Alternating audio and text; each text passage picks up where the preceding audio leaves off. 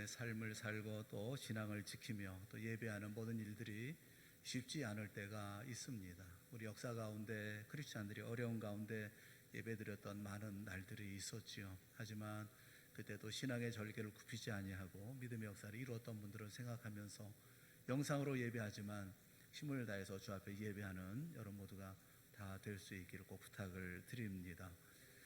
기독교 사상가이고 언론가였던 멜컴 머거리지라고 하는 분이 쓴 책에 그분은 이런 얘기를 했어요. 실용주의가 이 땅의 기독교인들의 삶에 미친 가장 커다란 영향이 있다면 그것은 오늘의 기독교인들에게 참된 결단과 헌신을 빼앗아 간 것이다. 그렇게 얘기를 했습니다. 이 실용주의적인 시대 정신이 오늘을 사는 기독교인들에게 빼앗아간 것이 있다고 한다면 그것은 바로 참된 결단과 헌신이라는 겁니다. 그분은 그 뒤에 이런 얘기를 했습니다. 단지 죽은 물고기들만이 물결을 따라 흘러간다는 것을 우리는 잊어서는 안 된다 라고 이야기했습니다. 한 세기 전만 해도 이 땅의 크리스찬들에게 신앙의 가장 위대한 영웅들은 순교자들이었습니다. 제가 어렸을 때 교회에서 많이 들었던 설교는 순교자들에 관한 설교였습니다. 순교자들의 인생에 대해서, 그들의 결단에 대해서, 그들의 죽음에 대해서 그 이야기를 들을 때마다 가슴 설레게 하는 감동이 있었습니다. 당시 어른들이 신앙 간증할 때에도 자주 하셨던 말씀이 나는 결단합니다. 나는 결심합니다. 나는 각오합니다. 이런 말들이었습니다. 그런데 요즘에는 이런 말을 별로 들어볼 수가 없습니다. 대부분의 크리스찬들에게 이런 간증을 찾아보기는 어려운 그런 시대가 아닌가 하는 생각이 듭니다. 더더군다나 오늘날 같은 시대에 코로나19로 하나님도 예수님도 다 교회도 신앙도 이제 무관심해진 것은 아닐까, 좀 멀리하고 또 코로나19를 중심하는 이런 이야기를 하고 있는 게 아닌가 하는 그런 생각이 많이 듭니다. 물론 시대적인 어려움이 있으니까 우리가 코로나19에 대한 관심도 가져야 되고 또 방역하고 또 서로 보호하기 위해서 애를 쓰고 노력해야 되지만, 그러나 그보다 더 우선되어야 할 것은 하나님을 섬기는 것, 예수님을 사랑하는 모습, 이것이 우선되어야 되지 않겠습니까? 우리의 삶의 이유가 그것이고 삶의 존재가 그것을 위해서 존재하는 것이 아니겠습니까? 2020년도 연말을 이제 몇 주 남겨두고 있으면서 가장 우려스러운 것은 우리 교회의 우리 성도들의 명절이 성탄절인데 이 성탄절마저도 무의미하게 이렇게 지나치는 것은 아닐까 하는 그런 걱정이 많이 드는 것입니다. 어려운 자리를 할지라도 내 자리를 지키고 내가 해야 할 일을 감당하고 감사할 것 감사할 줄 알고 또 믿음을 지켜나갈 것은 믿음을 지켜나가야 하는 그런 모습을 세워나가야 되지 않을까 하는 안타까움이 있습니다. 모이면 코로나19에 대해서 얘기하지만 그러나 그보다 먼저 위에서 얘기해야 될 것은 우리가 이런 때에 어떻게 믿음을 지켜나가야 할 것인지, 우리가 어떻게 우리의 믿음을 수호해야 할 것인지, 우리가 어떻게 하나님의 영광을 드러내야 할 것이고 어떻게 하나님의 나라를 세워야 할 것인지에 대한 논의가 우선되어져야 되는 것이 아닐까 하는 그런 안타까움이 있습니다. 1934년 일제 치하에서 신사 참배 폭풍이 한국교회에 몰아닥쳤을 때 주기철 목사님은 평양신학교의 부흥의 강사로 초빙이 되었습니다. 그때 신학교에서 설교하신 주제, 그 사경회의 주제는 유명한 일사각오라는 설교였습니다. 나는 죽기를 결심합니다. 예수님을 따르는 사람마다 죽기를 결심해야 합니다. 죽으면 삽니다. 그런 이들에게만 부활의 영광이 약속이 되는 것입니다. 주기철 목사님의 메시지였습니다. 오늘 본문의 말씀에 예수님이 마지막으로 예루살렘을 향해서 가시는 길에서 일어났던 한 사건을 우리에게 말씀해 주고 계십니다. 이 사건의 내용은 이런 것입니다. 야고보와 요한이 예수님께 요청합니다. 그것은 예수님이 영광을 받으실 때 우리를 예수님의 좌편에 혹은 우편에 앉게 해달라라는 것이었습니다. 이 분위기는 그렇게 좋은 분위기는 아니었습니다. 예수님이 예루살렘으로 올라가시는 길에 주님께서 이 말씀을 하고 계셨던 그런 때였기 때문에 그렇습니다. 32절 말씀에 보면 예루살렘으로 올라가는 길에 그들이 놀라고 따르는 자들은 두려워하더라. 예수님께서 앞장서서 예루살렘으로 올라가시는 모습을 보면서 예루살렘에 올라가는 것이 얼마나 두려운 일인지, 얼마나 위험한 일인지를 잘 알고 있었던 제자들은 놀라고 두려워합니다. 그런데 그때 예수님께서는 12제자를 데리시고 자기가 당할 일을 말씀하여 이르시되 33절 말씀에 보면 보라 우리가 예루살렘에 올라가노니 인자가 대제사장들과 서기관들에게 넘겨짐에 그들이 죽이기로 결의하고 이방인들에게 넘겨주겠고 34절 그들은 능욕하며 침뱉으며 채찍질하고 죽일 것이나 그는 3일 만에 살아나리라 하시니라. 예수님께서 말씀을 하십니다. 예수님은 예루살렘에 무엇이 당신을 기다리고 있는지 명확하게 알고 계셨습니다. 아시면서 예루살렘에 그 길을 가고 계셨던 것입니다. 그리고 자기를 따라오는 제자들에게도 동일하게 예수님과 같은 결단과 그리고 각오가 필요하다고 생각을 하셨습니다. 32절 말씀에 이미 다시 12제자를 데리시고 말씀하십니다. 12제자를 다시 불러서 말씀을 하셨는데 42절에 보면 예수께서 다시 그들을 불러서 다시 이르십니다. 이 모든 말씀들은 어떤 각오를 가지고 가야 할 것인지, 어떤 각오를 가지고 믿음의 삶을 살아야 할 것인지를 말씀하고 계시는 것이죠. 지금은 예수님이 영광 가운데 우편에 앉을 것인지 좌편에 앉을 것인지를 얘기할 것이 아니라 당시 가지고 있어야 할, 제자들이 가지고 있어야 할 각오가 무엇인지를 말씀하고 계시는 것입니다. 한마디로 말하면 십자가를 질 각오를 말씀하시는 것입니다. 당시의 제자들에게 이런 각오가 필요했다고 한다면 오늘 그리스도를 따르는 코로나 시대의 예수 그리스도의 제자들에게도 주님께서는 동일한 각오를 우리에게 말씀하시고 부탁하시지 않으시겠습니까? 우리가 제대로 예수 그리스도의 제자로서 주님을 따라가려고 하면 우리는 어떤 각오를 가져야 할까요? 예수님은 몇 가지 중요한 각오를 제자들에게 말씀하십니다. 그것은 오늘 코로나 시대를 살고 있는 우리에게도 주시는 말씀이라고 생각을 합니다. 이 각오를 다시 한번 여러분들이 새롭게 갖는 이 시간이 되어질 수 있기를 주님의 이름으로 축원합니다. 첫째는 세속적 영광을 포기할 각오를 말씀하십니다. 세속적인 영광을 포기하라 라는 것입니다. 이 땅에서 처음 예수를 믿었던 사람들에게 중요한 두 가지 동기가 있었습니다. 한국에 기독교가 들어왔을 때, 개화기에 100여 년 전에 복음이 들어왔을 때 사람들이 예수님을 믿은 대표적인 보편적인 두 가지 이유가 있습니다. 하나는 사회개혁적인 비전을 가지고 기독교에 귀화한 사람들이 많았습니다. 소위 엘리트 식자층에서 기독교를 믿으면 새로워질 것이다, 또 역사도 새로워지고 사회도 새로워지고 개인도 새로워질 것이라고 하는 이런 새로운 사회개혁적 비전을 가지고 기독교에 참여한 사람들이 많았습니다. 물론 이런 사람들이 다수는 아니었습니다. 소수의 엘리트 계층이 그래 했다는 것이고, 대부분의 사람들은 예수 믿고 구원받는, 예수님을 믿고 난 후에 얻어지는 그 평화, 그리고 얻어지는 자유, 그리고 주어지는 하나님의 은혜에 대해 은혜를 우리가 생각하면서 그들은 예수 믿고 구원받기 위해서 믿었던 것이죠. 이 신앙적인 신앙의 동기라고 말할 수가 있어요. 그런데 언제부터인가 이 땅의 사람들에게 예수 믿는 동기가 사회 개혁적 동기도 아니고 복음적인 동기도 아닌 또 다른 동기로 예수 믿는 사람들이 많아지기 시작했습니다. 이 제3의 동기는 축복의 동기입니다. 언제부터인가 예수 믿으면 구원을 얻는다라는 이 기독교의 본질적인 메시지 대신에 다른 메시지가 유행하기 시작한 것입니다. 예수 믿으면 복을 받는다라는 겁니다. 물론 이 말은 맞습니다. 예수 믿으면 복을 받습니다. 문제는 그 복이 예수 믿으면 건강해지고, 예수 믿으면 장수하고, 예수 믿으면 부자가 되고, 예수 믿으면 대박 인생을 살 수 있다는 메시지로 선포가 되었다는 겁니다. 그것이 실용주의적인 이 시대의 가치관, 또 물질 중심적인 이 시대의 영향이라고 생각을 합니다.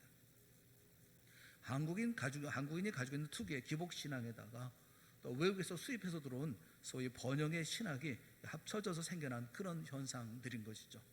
이 번영의 신학이라고 하는 것은 예수 믿어야 번영할 수 있다라는 이런 내용이죠. 소위 예수 믿으면 복 받는다는 메시지가 이 땅에 유행하기 시작했다는 것입니다.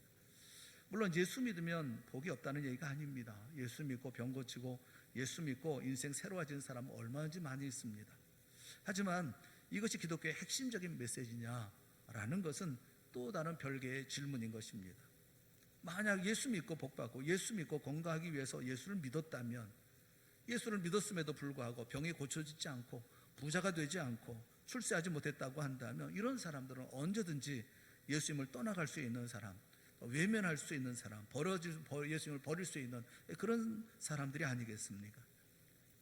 예수님 당시의 제자들도 처음에는 예수님은 메시아다, 이분을 통해서 우리가 구원을 얻고 하나님 나라의 백성이 된다, 이 사실 때문에 예수님을 따르고 예수님을 쫓아가기 시작했죠. 그런데 예수님의 제자들이 예수님이 행하시는 기적을 보았습니다. 주님이 행하시는 기적을 보면서 마음속에 이런 기대가 일어났던 거죠. 저런 기적, 저런 역사를 행하시는 분이라고 하면 우리가 가지고 있는 어떤 소원도 저분은 만족시켜 줄 수 있겠다라는 기대를 갖습니다. 본문이 시작하는 35절에 두 제자가 그래서 예수님께 요청을 하죠.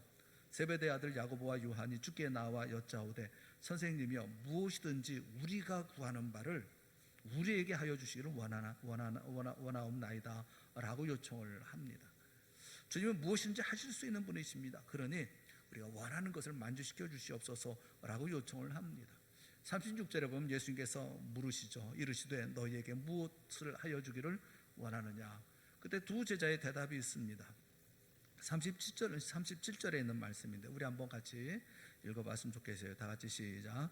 여짜오되 주의 영광 중에서 우리를 하나는 주의 우편에 하나는 좌편에 앉게 하여 주옵소서. 주의 영광 중에서 우리를 우편에 좌편에, 이 주의 영광이라는 엔테 독세수, 당신의 영광 안에, 이 단어를 예수님의 영광, 당신의 영광 이렇게 사용하고 있지만 이 영광이라는 말이 성경적 의미에서의 영광이었다기보다는 두 제자에게는 세속적 차원의 세속적 의미로 이해되는 그런 영광이었다고 하는 것을 우리가 쉽게 알 수가 있습니다. 그러니까 주님이 세상의 왕이 되셔서 온 세상을 다스리게 되실 때 예수님에 대해서 가지고 있는 메시아에 대한 기대라는 것은 이 제자들은 정치적인 메시아로 그들은 기대를 걸고 있었던 거죠. 주님이 어느 나라 온 세상을 통치하게 됐을 때, 왕이 되셨을 때 우리 중에 한 사람은 주의 우편에, 한 사람은 주의 좌편에 앉게 해주시옵소서. 이건 변질된 동기죠. 제자들이 예수님을 따르는 동기가 변했습니다. 두 제자가 말한 주의 영광이라는 것이 세속적인 영광이었다는 것입니다. 이것이 확실한 것은 41절에서 확인할 수가 있습니다. 41절에 보면 두 제자가 이렇게 말하는 소리를 듣고 나머지 10제자가 반응을 보입니다. 어떤 반응을 보입니까? 화를 냅니다. 너희들만 높은 자리에 올라가고 너희들만 뭐 그것을 다 그 자리를 취하겠다는 것이냐, 너희들만 영광을 취하겠다는 것이냐 라고 화를 내죠. 그러니까 야고보와 요한만 아니라 모든 제자들이 이 하나님의 영광에 대한 그 기대, 예수님의 영광에 대한 기대는 세속적 영광을 기대했다고 하는 것을 우리는 쉽게 알 수가 있습니다. 사랑하는 성도 여러분, 우리도 세속적인 영광을 위해서 우리가 신앙생활을 하고 있는 것입니까? 세상의 자리, 세상의 명예, 세상의 부귀, 세상의 힘, 이것이 우리의 모든 신앙적인 노력과 헌신의 동기입니까? 이것이 예수 그리스도를 신앙하는 이유입니까? 주님을 섬기고 헌신하고 예배하고 충성하고 말씀을 따르고 순종하는 삶을 사는 이유가 이렇게 세상에서 잘 먹고 잘 살기 위한 것입니까? 그렇지 않습니다. 우리는 우리를 구원하신 예수님을 사랑합니다. 우리를 위해서 생명을 버리신 주님을 우리는 존경합니다. 그리고 주님을 신앙합니다. 주님께 감사하고 주님께 충성합니다. 예수님을 위해서 온 인생을 바치며 삶을 살아갑니다. 나를 위한 인생이 아니라 주님을 위한 인생을 살아갑니다. 그렇다면 아무리 코로나 시대고 재가발로 인해서 어려움이 있다 하더라도 우리가 불평할 이유가 있습니까? 한숨 쉬고 탄식하는 이유가 뭡니까? 주어진 모든 사명에 최선을 다해서 충성해야 하는 것이 아니겠습니까? 그것이 어떤 일이든지 말입니다. 흥미로운 것은 마가복음에 나타난 똑같은 기사를 마태복음에서도 말씀하고 있습니다. 마태복음 20장에 말씀하고 있는데 여러분이 한번 비교해 보세요. 마태복음 20장 20절에 있는 말씀을 여러분 한번 같이 읽어봤으면 좋겠어요. 다 같이 보겠습니다. 그때에 세베대의 아들의 어머니가 그 아들들을 데리고 예수께 와서 절하며 무엇을 구하니. 그 두 제자가 직접 나와서 말씀드린 것이 아니라 마태복음에 보면 누가 그렇게 말합니까? 세베대의 아들들의 어머니가 그런 요청을 했다, 이렇게 말씀을 해요. 21절을 보면 보다 더 분명해집니다. 21절 말씀에 보면 마태복음 20장 21절 예수께서 이르시되 무엇을 원하느냐 이르되 나의 이 두 아들을 주의 나라에서 하나는 주의 우편에 하나는 주의 좌편에 앉게 명하소서라고 어머니가 요청했다, 이렇게 말씀을 합니다. 저는 이 구절을 보면서 아마도 이것이 치맛바람의 그 원조가 아니겠나 이런 생각을 해요. 어머니가 두 아들을 위해서 한 아들은 주님의 우편에, 또 한 아들은 주의 좌편에 앉게 해주십시오. 여러분, 마가복음에는 제자들이 말한 것으로 되어 있고 마태복음에는 어머니가 말한 걸로 되어 있는데 어떤 게 맞을까요? 연대적으로 보면 마태복음과 마가복음 가운데 먼저 기록된 것은 마가복음입니다. 마가복음이 먼저 기록되어져서 사복음서 가운데 마가복음을 원복음이라고 말합니다. 마태복음이 나중에 기록되어졌죠. 하지만 이게 나중에 기록된 말씀들은 먼저 기록된 것을 보충하려는 의도도 있습니다. 마태가 똑같은 기사를 말씀하면서 이 어머니를 강조한 것은 아마도 야고보와 요한이 이렇게 주님 앞에 나와서 이런 요청을 한 배경에는 그 어머니의 영향이 있었다라는 것을 말씀하고 있는 것이 아닐까 싶어요. 어머니가 끼친 영향 때문이었다, 이런 의도가 있지 않았을까 하는 생각이 듭니다. 그러니까 어머니가 참 중요하죠. 내 자녀가 얼마나 경건하게 신앙의 삶을 살면서 인생을 사느냐, 아니면 세속적인 동기를 가지고 인생을 사느냐, 이 어머니의 영향이 매우 중요하다라는 겁니다. 옛날만 그럴까요? 오늘날 어머니들은 안 그렇습니까? 한번 여러분 자신들을 돌이켜서 생각을 해보세요. 내 자녀를 놓고 생각을 해보세요. 여러분의 자녀가 예수님을 믿고 구원받는 것하고 그리고 서울대학교에 합격하는 것하고 둘 중 하나를 고르라 라고 하면 여러분은 무엇을 고르시겠습니까? 물론 예수 믿고 서울대학교 가는 것이 금상첨화죠. 제일 좋은 것이겠지만 하나만 고르라면 구원받은 백성이 되는 거, 서울대학교에 입학하는 거, 여러분 둘 중에 하나를 고르라고 하면 선뜻 이거요 라고 말하기 어렵지 않습니까? 우리 자녀가 세상에 명예도 갖고 지위도 얻고 세상에서 당당하게 살면 좋겠다, 그런 소망이 잘못된 것은 아닙니다. 하지만 그 밑바탕에는 내 자식이 남부럽지 않게, 남못지 않게 이 땅에서 잘 살면 좋겠다, 그것이 영적인 동기보다도 더 강력한 동기가 그 밑바탕에 깔려있다는 사실을 부인할 수는 없습니다. 우리 모두는 야고보와 요한의 어머니 앞에 당당하기 어렵다는 겁니다. 그 어머니나 우리나 크게 다르지 않다라는 거예요. 여러분, 그러나 오해하지 마세요. 예수 믿는 사람이 사회 속에서 아무렇게나 살아 좋다, 그 말씀을 드리는 거 아닙니다. 저는 훌륭한 기독교 정치가들, 또 기독교 사업가들, 또 기독교적 비전을 가진 교육자들이 이런 사회 한복판에서 이렇게 자신의 주어진 사명들을 잘 감당해야 된다고 믿고 있어요. 중요한 것은 예수 믿는 동기입니다. 예수 믿는 동기가 뭐냐? 지금 동기를 말하고 있는 것입니다.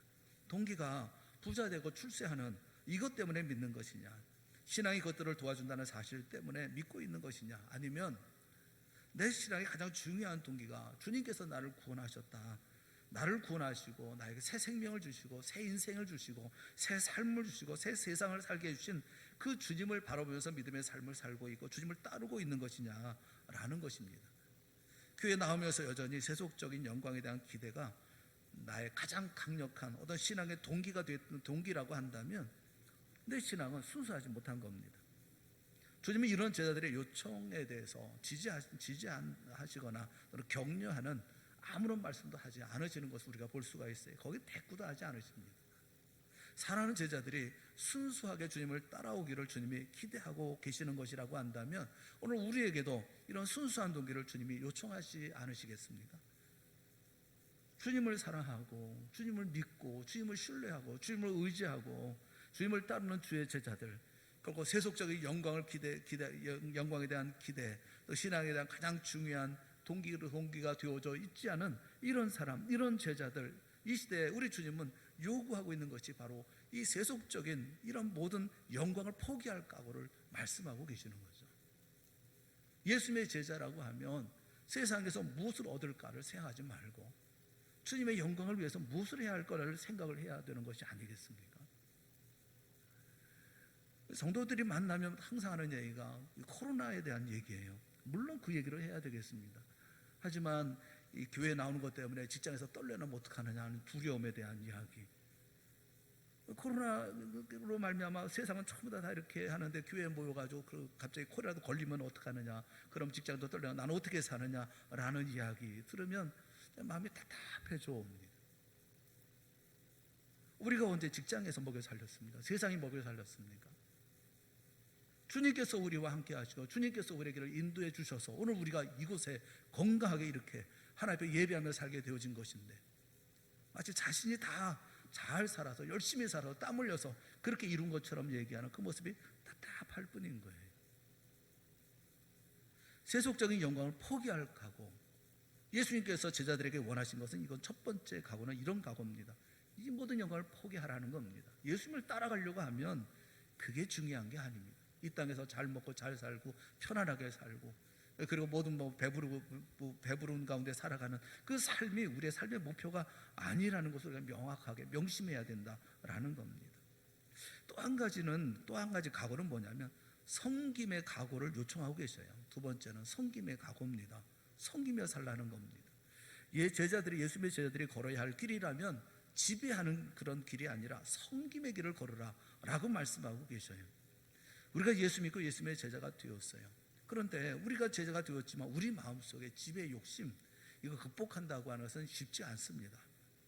지배하고자 하는 욕구, 이것은 우리 본성, 우리 인간 존재 그 자체에 깊이 뿌리 박은 어떤 강렬한 욕구이기 때문에 그래요. 니체라고 하는 철학자는 인간 존재의 본질은 권력에 대한 의지다, 그렇게까지 얘기를 했어요. 존재의 본질이 뭐냐? 권력에 대한 의지다. 지배하고자 하는 의욕, 그 의지다. 이것이 바로 사람을 지배하고 있다라고 얘기를 해요.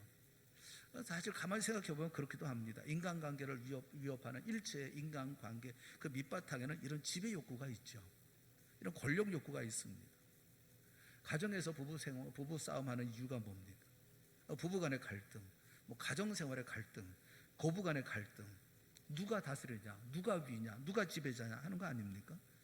신혼여행 가기 전에 친구들이 충고하죠. 충고한답시고 충고를 합니다. 신혼여행에서 꽉 잡으라고. 뭘 잡습니까? 잡기는.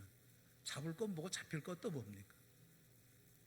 이렇게 해서 생겨나는 갈등 아닙니까? 함께 협력해서 아름다운 가정을 만들어가고, 그리고 함께 노력해서 주님께서 기뻐하시는 가정 만들어가야 될 사람들이 뭘 잡습니까?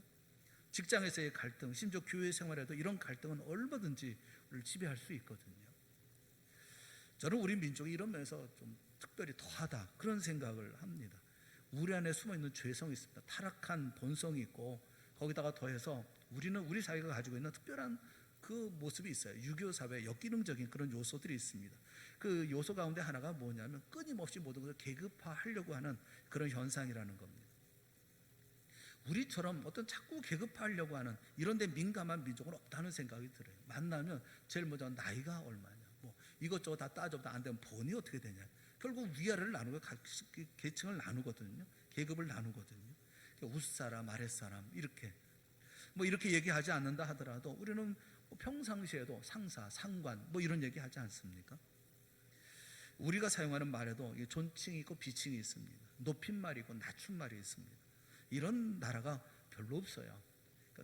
나라고 하는 이런 단어도 상대하는 상대에 따라서 이게 변신을 합니다. 변합니다. 어떤 사람이란 내가 그랬어 이렇게 얘기하다가도 상대방이 높은 지위에 있는 사람, 나보다 높다 생각하면 제가 그랬습니다 이렇게 말하지 않습니까? 이렇게 많이 변신하는 그런 언어, 우리 그런 언어를 가지고 살고 있거든요. 왕은 자기를 지칭해서 얘기하면서 짐이 이렇게 이렇게 말하지 않습니까? 신하는 또 소신이, 신이 이러면서 얘기하지 않습니까? 또 불초소생이 이렇게 말하기도 하고, 아주 자기를 비하시킬 때는 이 졸자가 이렇게 말하기도 하고, 나라는 칭호가 얼마나 많이 바뀝니까? 계급을 만드는 거죠. 심지어 육체까지도 계급화시킵니다. 우리 몸에서 제일 높은 부위가 어디입니까? 머리. 어떤 사람은 그래서 한국인들에게는 존두사상이 있다. 머리를 이렇게 존경한다는 거, 귀히 여긴다는 거죠. 제일 천하게 여기는 부분은 어디입니까? 팔이죠. 이 발가락. 이 발가락보다도 못한 인생. 그런 말을 쓰지 않습니까? 여러분, 그러나 뭐 하나 잘못되어지면 얼마나 힘듭니까? 머리도 그렇지만 발도 마찬가지 아닙니까? 온몸이 다 힘이 들잖아요. 내 존재 전체를 바치고 있는 이런 발이 얼마나 중요한 부분입니까?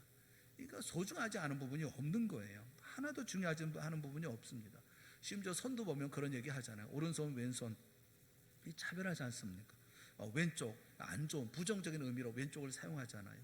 직장에서 승진을 못하면 좌천됐다. 좌천, 우천됐다 안 하고 좌천됐다고 얘기를 합니까? 여러분, 오늘 우리 주님은 당신을 따라오는 그 그리스도의 제자들에 대해서 이런 계급 의식에서부터 이거 회복되어야 할 것을 우리에게 말씀해주고 계시는 것입니다. 섬기는 자리에 있어야 되는 것이지, 높고 낮은 자리에서 섬김을 받는 자리에 있으라고 있기를 말씀하고 있는 게 아니잖아요.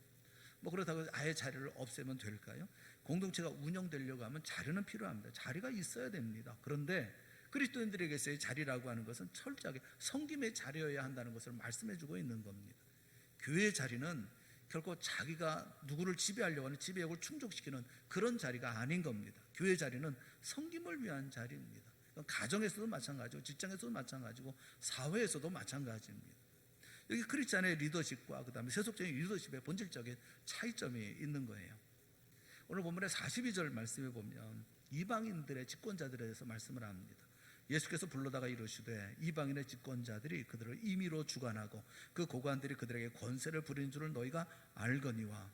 이 세속적인 리더십의 특징이 뭐냐 하면 몇 마디 말씀을 하죠. 지배하는, 주관하는, 권세를 부리는, 이게 세속적인 리더십의 특징이라는 겁니다. 그런데 다음 절에 보면 크리스찬 리더십의 차별성에 대해서 강조해서 말씀합니다. 43절, 너희 중에는 그렇지 않을지니. 너희 중에는 그런 거 아니다는 겁니다. 너희는 다르다는 거예요. 성도들은 다릅니다. 하나님의 자녀들은 그렇게 사는 게 아닙니다. 그렇게 해서는 안 되는 겁니다. 너희 중에는 그렇지 않을지니 너희 중에 누구든지 크고자 하는 자는 너희를 섬기는 자가 되고, 44절, 너희 중에 누구든지 으뜸이 되고자 하는 자는 모든 사람의 종이 되어야 하리라. 섬기는 자가 되고 종이 되어야 한다. 철저하게 섬김의 리더십을 강조하고 있죠. 여러분, 예수님의 제자로 살기를 원하십니까? 섬기십시오. 어떤 자리든지 섬기십시오. 누구를 만나든 어떤 자리에 있든 어떤 상황을 만나든 섬기십시오. 섬김의 자리로 내려서십시오. 철저하게 섬기는 자리에 있는 거, 그게 예수님의 제자들의 자리다라고 말씀하고 있는 거예요. 내게 섬김의 각오가 없고 지배욕이 나를 지배한다, 그런다면 이런 분들은 그 리더의 자리에서 내려오셔야 합니다. 목사든 장로든 권사든 안수집사든, 뭐 가정에서는 그게 아버지든 어머니든, 직장에서 뭐 사장이든 부장이든, 뭐 나라에서 대통령이든 장관이든 시장이든 군수든 반드시 내려와야 하는 겁니다. 그래야 그 조직이 제대로 돌아가는 겁니다. 섬겨야 되는 거죠. 주님은 한평생 예수 그리스도를 제대로 따르기 원하는 당신의 제자들에게 이 각오를 요청하고 계셔요. 섬길 각오를 하고 나를 따르라. 자기 충족을 위해서 따라서는 안 된다 말씀하고 있는 거예요. 자기를 높이고 자기를 선전하기 위해서 따르는 사람, 그건 잘못된 것이다 라고 말씀하고 계시는 것입니다. 섬길 각오, 이것은 지금도 주님의 제자에게 변함없이 요청되는 그런 각오라는 사실을 여러분 꼭 기억하시기를 바랍니다. 예수님께서는 첫째, 세속적 욕망을 포기할 각오를 가져라. 두 번째, 섬김의 각오를 가져라. 그렇게 말씀하고 있어요. 마지막 세 번째 각오에 대해서 말씀합니다. 그것은 고난의 각오입니다. 모든 시대에 그리스도의 제자들에게 주님이 요구하시는 마지막 그 각오는 고난 받을 각오인 거예요. 고난 받을 것을 각오하라는 겁니다. 37절에 여짜오되 주의 영광 중에서 우리를 하나는 주의 우편에 하나는 좌편에 앉게 하여 주옵소서. 이 말을 들은 예수님이 뭐라고 말씀하십니까? 38절, 예수께서 이르시되 너희는 너희가 구하는 것을 알지 못하는도다. 내가 마시는 잔을 너희가 마실 수 있으며 내가 받는 세례를 너희가 받을 수 있느냐. 주님의 우편에 좌편에 앉게 해달라고 하니까 너희는 너희가 구하는 게 뭔지를 알지 못하는구나.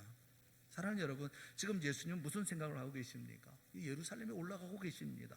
지금 이 순간 예수의 마음에 가득한 생각은 십자가입니다.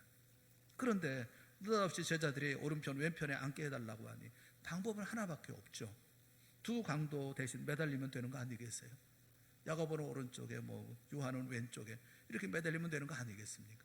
너희는 너희가 구하는 것이 뭔지를 모르는구나. 내가 마시는 잔을 마시면 내가 받는 세례를 받을 수 있느냐.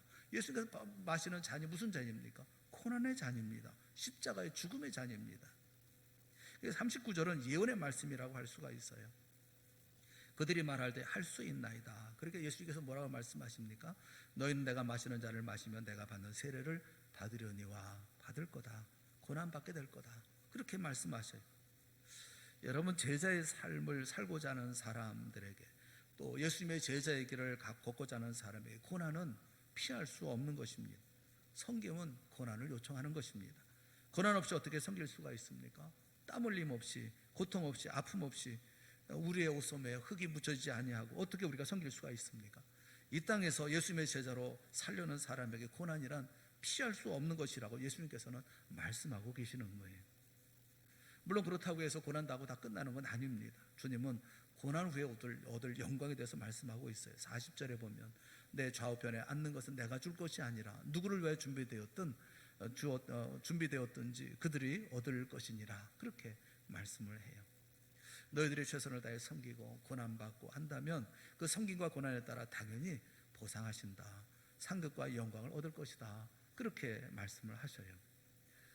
사랑하는 여러분, 우리 신앙의 선배들이 그런 극심한 고난 가운데 이길 수 있었던 것은, 또 가장 중요한 이길 수 있었던 힘은 바로 고난 저편에 예비하신 영광을 바라보면서 그 길을 걸으셨기 때문에 그렇죠.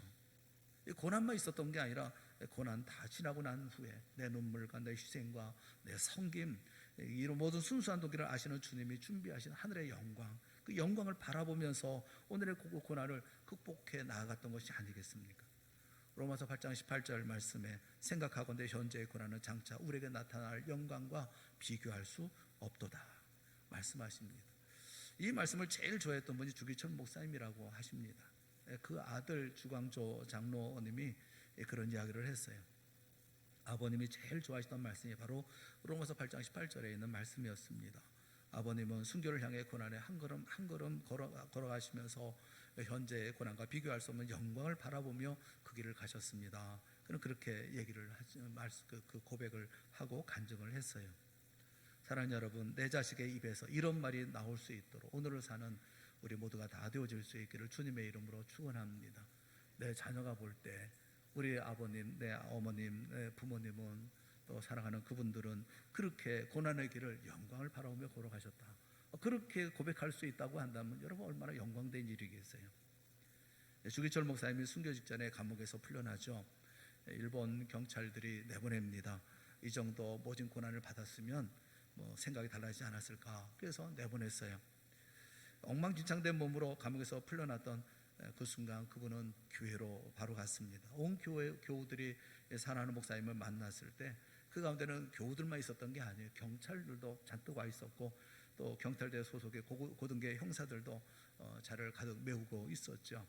그런 자리에서, 감시하는 자리에서 목사님은 설교를 하셨습니다. 이 땅에서 남기신 강대상에서 마지막 설교가 이런 설교였습니다. 그 설교의 제목은 나의 5가지 기도 제목이라는 이런 설교 제목이었습니다. 나는 지금 5가지 기도 제목을 가지고 기도하고 있습니다, 이 말씀을 나누었어요. 첫 번째 기도 제목은 죽음의 권세를 이기게 하여 주시옵소서라고 기도하신다는 것입니다.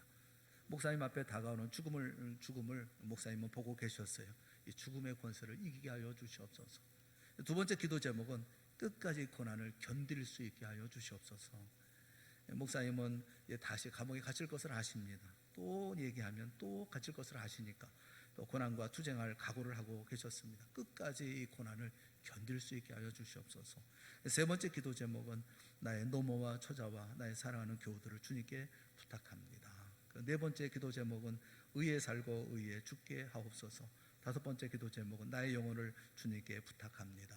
이거 주기철 목사님의 마지막 그 설교였다고 그래요. 그리고 마지막 돌아올 수 없는 그 길로 가셨습니다. 우리는 이런 주기철 목사님을 보면서, 이런 순교했던 삶을 보면서 초인적인 그런 분이구나, 이렇게 생각을 하는데, 그 아드님의 그 간증에 보면 그렇게 간증을 합니다. 이야기를 하며 그 책에도 보면 아들의 입장에서 아버지는 그렇게 대단하게 초인적인 이렇게 믿음이 강하고 그런 분 아니었습니다, 강한 분 아니었습니다 라고 이렇게 쓰고 있어요. 그분은 마음이 약하셨고 두려워하셨고 정이 많은 그런 분이셨습니다.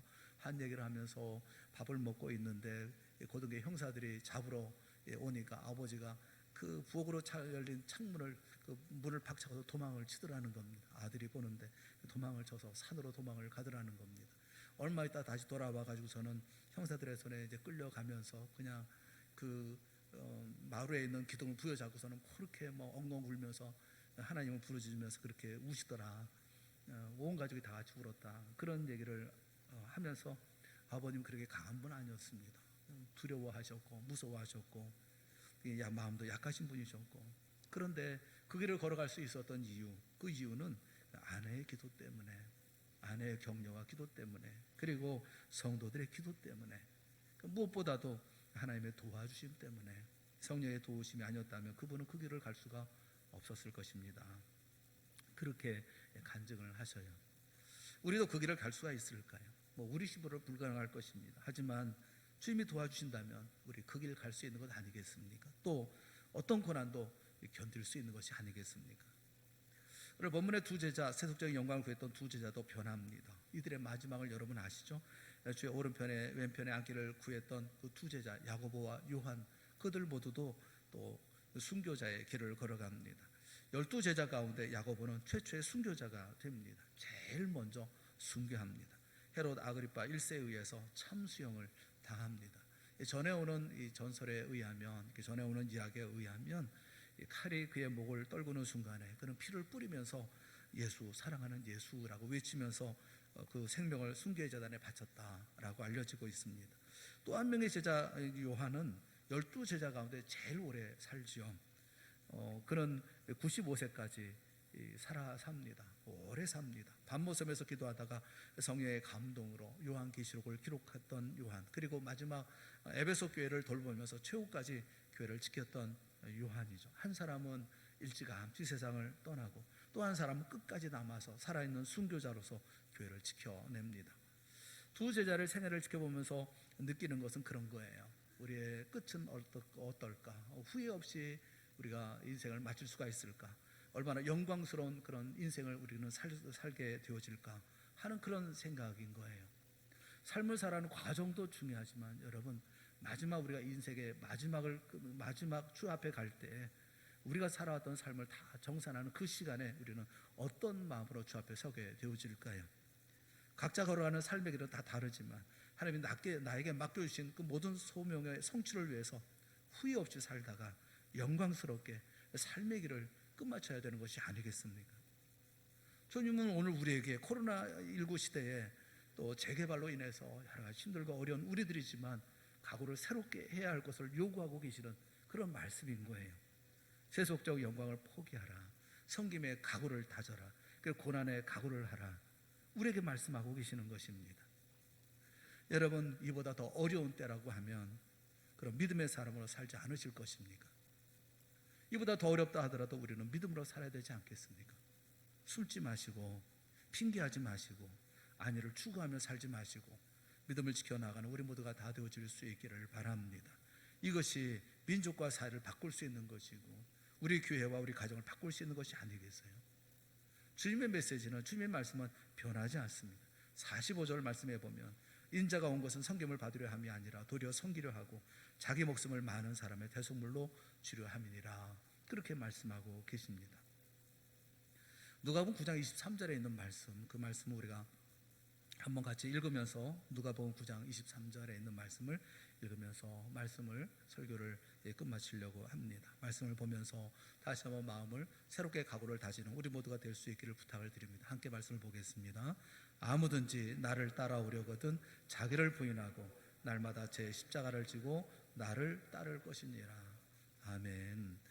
주님 앞에서 주님을 따라가면서 자기 십자가를 지고 주님을 따라가는 그리고 기쁨으로 감사함으로 주어진 모든 길을 끝까지 달려가는 믿음의 예수 그리스도의 제자, 하나님의 아들 딸들이 다 되어질 수 있기를 주님의 이름으로 축원합니다. 함께 기도하겠습니다.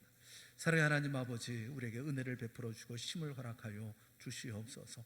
새날에는 새 힘을 주시는 줄을 믿습니다. 날마다 오늘을 이기게 하여 주시옵시고 믿음으로 살게 하여 주시옵시고 어떤 자리 어떤 상황이라 할지라도 믿음을 저버리는 삶이 아니라 주의 영광, 주의 기쁨을 위해 살아가는 우리 모두가 다 되어질 수 있도록 인도하여 주시옵소서. 비록 답답하고 어렵고 힘든 일들, 그래서 우리의 마음이 무너질 때가 있고 우리가 연약해질 때가 있다고 하는 것을 부정할 수는 없지만 그때마다 주여 은혜 손으로 붙들어 주셔서 주 안에 아름다운 믿음의 삶도 힘있게 살아갈 수 있는 우리가 되어질 수 있도록 은총 더하여 주시옵소서.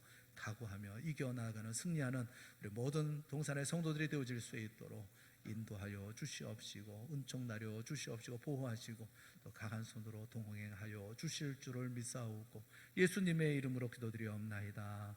아멘. 우리 다 같이 자리에서 일어나셔서 461장 찬송하겠습니다.